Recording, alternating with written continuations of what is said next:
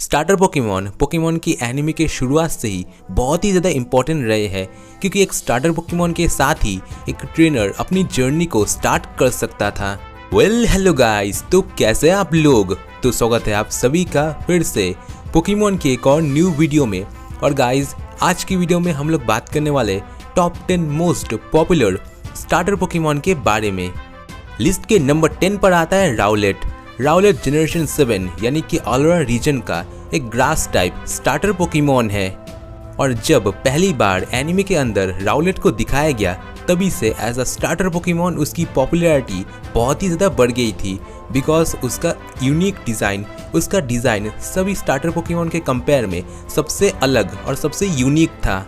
और राउलेट का जो एवोल्यूशन फॉर्म है वो भी बाकी स्टार्टर पोकेमॉन के एवोल्यूशन से बहुत ही अलग है, क्योंकि इसका जो स्टार्टर फॉर्म है वो होता है ग्रास टाइप, पर जब ये अपने फाइनल फॉर्म में इवॉल्व होता है तो ये होता है ग्रास और गोस्ट टाइप का, जिसकी वजह से इसकी पॉपुलैरिटी और भी ज़्यादा बढ़ गई थी अलोरा रीजन के अंदर। और जब इसने बैटल के अंदर अपने ही एवोल्यूशन फॉर्म को हरा दिया, तब इसकी पॉपुलैरिटी एक अलग ही लेवल पर पहुंच गई थी। लिस्ट के नंबर 9 पर आता है टॉर्चिक होएन रीजन का एक स्टार्टर फायर टाइप का पोकेमॉन है। टॉर्चिक और जो इसका एवोल्यूशन फॉर्म है, फाइनल एवोल्यूशन फॉर्म यानी कि ब्लिज़्किन, होएन रीजन के अंदर तो काफ़ी ज़्यादा पॉपुलर है ही, साथ में ये कालोस रीजन के अंदर ही बहुत ही ज़्यादा पॉपुलर है, बिकॉज इसका मेगा एवोल्यूशन फॉर्म। पूरे होएन रीजन के अंदर हमें मे के साथ टॉर्चिक देखने को मिली थी, जो कि उस वक्त पर बहुत ही ज़्यादा पॉपुलर हो गया था। इसके अलावा जब होएन रीजन के अंदर पहली बार टॉर्चिक को दिखाया गया, तभी से इसकी पॉपुलैरिटी बहुत ही ज़्यादा बढ़ गई, बिकॉज इसकी क्यूटनेस ये दिखने में बहुत ही ज़्यादा क्यूट है। पर बाद में जब ये इवॉल्व हो जाता है, तब इसकी जो टाइप है वो भी बदल जाती है। पहले ये सिर्फ फायर टाइप का होता है, पर इवॉल्व होने के बाद इसकी टाइपिंग बदल कर हो जाती है फायर टाइप और फाइटिंग टाइप। इसके अलावा ये भले ही फायर और फाइटिंग टाइप का है, ये फ्लाइंग टाइप के मूव भी इस्तेमाल कर सकता है। नंबर 8 ट्रिको भी होएन रीजन का एक स्टार्टर ग्रास टाइप का पोकेमॉन है। टॉर्चिक, ट्रिको और मडकिप तीनों ही होएन रीजन के स्टार्टर पोकेमॉन्स है, पर इन तीनों को छोड़कर ट्रिको इनमें से सबसे यूनिक है। अगर देखा जाए तो ट्रिको शुरुआत से ही ग्रास टाइप का पोकेमॉन होता है, पर बाद में जब अपने फाइनल एवोल्यूशन फॉर्म में होता है यानी कि सेप्टाइल में, तब भी एक प्योर ग्रास टाइप का पोकेमॉन होता है। जैसे कि बाकी के स्टार्टर पोकेमॉन जब इवॉल्व होते हैं तो उन्हें एक डुअल टाइप का पोकेमॉन माना जाता है, या वो डुअल टाइप उन्हें मिल जाता है। पर सेप्टाइल एक लौता ऐसा पोकेमॉन है जो कि इवॉल्व होने के बाद भी एक सिंगल टाइप के साथ ही रहता है। पर बावजूद इसके नो डाउट कि सेप्टाइल बहुत ही ज़्यादा पॉपुलर हुआ होएन रीजन के अंदर, स्पेशली ऐश का ट्रिको, उसके अंदर बहुत ज़्यादा एटीट्यूड था, प्लस उस बहुत ही ज़्यादा कूल लगता था। बस इसके अलावा उसका जो डिज़ाइन था वो भी बहुत ही ज़्यादा क्यूट था। और इसके बाद तो वो सेप्टाइल में इवॉल्व हो गया, और बाद में वो हमें सिन्हो रीजन के अंदर देखने को मिला। और जब इसने डार्कराय को हराया, तब इसकी पॉपुलैरिटी एक अलग ही लेवल पर पहुंच गई थी। नंबर 7 पिपलप भी सिन्हो रीजन का एक स्टार्टर वाटर टाइप पोकेमॉन है, जो कि हमें पहली बार जनरेशन 4 यानी कि सिन्हो रीजन में डॉन के पास देखने को मिला था। डॉन का ये पहला स्टार्टर पोकेमॉन था, और पूरे सिन्हो रीजन के सफ़र के दौरान हमें डॉन के पास पिपलप देखने को मिली है। पिपलप नो डाउट बहुत ही ज़्यादा पॉपुलर थी सिन्हो रीजन के अंदर, क्योंकि वो बल्बासोर के बाद एक लौता ऐसा पोकेमॉन है जो कि इवॉल्व नहीं हुआ खुद से। वो नहीं चाहता था कि वो इवॉल्व हो, और वो पिपलप बनकर ही रहना चाहता था।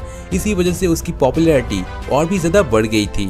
पर डॉन का पिपलप इवॉल्व नहीं हुआ, और देखा जाए तो पूरे पोकेमॉन की सीरीज़ के अंदर डॉन का पिपलप सबसे पॉपुलर एक पिपलप है। Number 6 Totodile. पूरे होएन रीजन के अंदर हमें ऐश के पास टोटोडाइल देखने को मिला था, और वो टोटोडाइल सबसे शरारती टोटोडाइल था मेरे ख्याल से। और अगर आपको पता होगा तो टोटोडाइल रियल लाइफ क्रोकोडाइल से लेकर इंस्पायर होकर बनाया गया है। पोकेमॉन की शुरुआत में जब पहली बार टोटोडाइल का डिज़ाइन बनाया जा रहा था, तब प्लान एक्चुअल में कुछ ऐसा था कि टोटोडाइल को एक स्केरियस्ट पोकेमॉन की तरह हमें पोकेमॉन के एनिमे के अंदर देखने को मिलने वाला था। पर बाद में जाकर ये प्लान चेंज हो गया, और हमें देखने को मिला एक बहुत ही क्यूट टोटोडाइल पोकेमॉन। नंबर 5 सिंटिक्विल भी हमें पहली बार जोटो रीजन के अंदर ही देखने को मिला था। टोटोडाइल, सिंटिक्विल और चिकोरिटा तीनों ही जोटो रीजन के स्टार्टर पोकेमॉन हैं। इन तीनों स्टार्टर पोकेमॉन में से टोटोडाइल के बाद अगर सबसे ज़्यादा पॉपुलर कोई पोकेमॉन हुआ तो वो था सिंटिक्विल। टोटोडाइल और चिकोरिटा की तरह ही सिंटिक्विल का डिज़ाइन भी बहुत ही ज़्यादा यूनिक था, स्पेशली उसके पीठ पे बने हुए 4 होल्स जो कि उसे और भी ज़्यादा यूनिक बनाते थे। सिंटिक्विल जोटो रीजन के अंदर एक स्टार्टर फायर टाइप का पोकेमॉन था और ये हम सभी को पता है कि सिंटिक्विल कितना ज़्यादा पावरफुल है। बाद में जाकर उसका एवोल्यूशन फॉर्म आया तो हमें पता चला वो भी बहुत ही ज़्यादा स्ट्रॉन्ग है। और साथ में जिसका फाइनल एवोल्यूशन फॉर्म है, अगर आप पोकेमॉन क्रॉनिकल देखोगे तो आपको पता चलेगा कि उसका फाइनल एवोल्यूशन फॉर्म कितना ज़्यादा पावरफुल है। और साथ में नो डाउट सिंटिक्विल पोकेमॉन बहुत ही ज़्यादा पॉपुलर है, इसमें कोई शक ही नहीं है। नंबर 4 मडकिप भी हमें ट्रिको और टॉचिक के साथ पहली बार वेन रीजन के अंदर देखने को मिला था। शुरुआत में जब ये मडकिप होता है तो इसका सिर्फ एक ही टाइप होता है जो कि होता है वाटर टाइप, पर बाद में जब ये इवॉल्व हो जाता है अपने सेकेंड फॉर्म में तब ये डुअल फॉर्म हो जाता है जो कि होता है ग्राउंड टाइप और वाटर टाइप। पर जब मडकिप अपने सेकेंड फॉर्म में इवॉल्व होता है यानी कि मास्टॉर्म, तब वो होता है वाटर टाइप और ग्राउंड टाइप का। मडकिप शुरुआत में वेन रीजन के अंदर उतना ज़्यादा पॉपुलर तो नहीं हुआ, पर बाद में जब रूबी एंड द सफायर में हमें मडकिप और उसका फाइनल एवोल्यूशन स्वम्पर्ट और उसका मेगा एवोल्यूशन फॉर्म देखने को मिला तब उसकी पॉपुलैरिटी बहुत ही ज़्यादा बढ़ गई थी। नंबर 3 स्क्वेटल हमें पहली बार कैंटो रीजन के अंदर देखने को मिला था, जो कि बेसिकली कैंटो रीजन का ही एक स्टार्टर वाटर टाइप पोकेमॉन है। हम सभी जानते हैं कि जब पहली बार हमें स्क्वेटल कैंटो रीजन के अंदर देखने को मिला था तभी से उसकी पॉपुलैरिटी बहुत ही ज़्यादा बढ़ गई थी। और मेरे ख्याल से मुझे स्क्वेटल के बारे में ज़्यादा कुछ बताने की ज़रूरत नहीं है, क्योंकि ऑलरेडी आप सभी को पता है कि स्क्वेटल ने कितने सारे फीड्स हासिल की है पूरे अपने सफ़र के दौरान। वो स्क्वेटल बनकर ही बहुत सारे फीड्स हासिल करता है और काफ़ी सारे पावरफुल पोकेमॉन्स को बैटल में हराता है। इसी वजह से आज भी इस पोकेमॉन की पॉपुलैरिटी बिल्कुल पहले जैसी है। Number 2 Bulbasaur. स्क्वेटल की तरह ही बल्बासौर भी कैंटो रीजन का ही एक स्टार्टर पोकेमॉन है। बल्बासौर उन कुछ लौते पोकेमॉन में से एक है जिसके पास अपने पहले ही फॉर्म में डुअल टाइप है, जैसे कि पॉइजन टाइप और ग्रास टाइप। बल्बासौर सबसे ज्यादा बार अपीयर हुआ है पोकेमॉन एनिमी के अंदर। साथ में इसका इवॉल्व ना होना, अपने ही फॉर्म में रहकर ताकतवर बनना, पावरफुल पोकेमॉन्स को बैटल में हराना इसे और भी ज्यादा पॉपुलर बना चुका है। और भी ऐसे कई सारे फीट्स है बल्बासौर की जिनकी वजह से बल्बासौर आज भी बहुत ही ज्यादा पॉपुलर है। फाइनली नंबर 1 चार्मेंडर हमें पहली बार कैंटो रीजन के अंदर देखने को मिला था, जो कि एक फायर टाइप स्टार्टर पोकेमॉन था। चार्मेंडर पूरे पोकेमॉन सीरीज के अंदर एक आइकॉनिक स्टार्टर पोकेमॉन है। Charmander as a fire type Pokemon नहीं जाना जाता, फायर टाइप पोकेमॉन जाने जाते हैं चार्मेंडर की वजह से। इस पोकेमॉन ने ऑलमोस्ट 2 डेकेड यानी कि 20 साल तक राज किया पूरे पोकेमॉन सीरीज के अंदर। पिकाचू के बाद चार्मेंडर और इसका जो एवोल्यूशन फॉर्म है चारेज़ार्ड, वो सबसे ज़्यादा पॉपुलर है। चार्मेंडर और इसका एवोल्यूशन फॉर्म चारेज़ार्ड क्यों इतना ज़्यादा पॉपुलर है वो मुझे बताने की ज़रूरत नहीं है। शुरुआत से ही चार्मेंडर की एक पूरी स्टोरी रही है जिस वजह से पोकेमॉन फैंस उसके साथ कनेक्ट कर पाए, पर बाद में जब वो इवॉल्व हुआ चारेज़ार्ड में तब उसकी पॉपुलैरिटी और भी ज़्यादा बढ़ गई।